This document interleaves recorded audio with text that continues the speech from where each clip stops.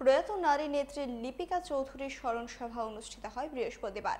সারা ভারত গণতান্ত্রিক নারী সমিতির সদর কার্যালয়ে অনুষ্ঠিত কর্মসূচিতে উপস্থিত ছিলেন নেত্রী রমা দাস, ছায়া বল সহ আরও অনেকে।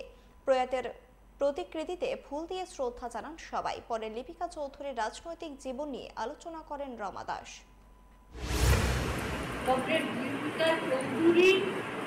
অনেক অনেক বড় মাপের নেতৃত্বেও একজন ভালো নেতৃস্থানীয় কংগ্রেস।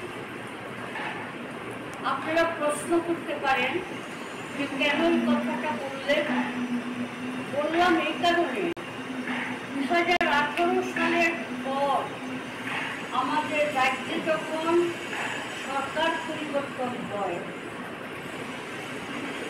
আরএসএস পরিচালিত বিজেপির নেতৃত্ব যখন রাজ্য সরকারের ক্ষমতায় আসে, তখন গোটা রাজ্য জুড়ে যে সন্ত্রাসের আবহাওয়া, কিন্তু লিপিকা চৌধুরী কঠিন সময়ের মধ্যেও যে কজন কমরেডকে আমরা 18 সালের পর থেকে পেয়ে আসছি, তাদের মধ্যে অন্যতম হচ্ছে লিপিকা চৌধুরী।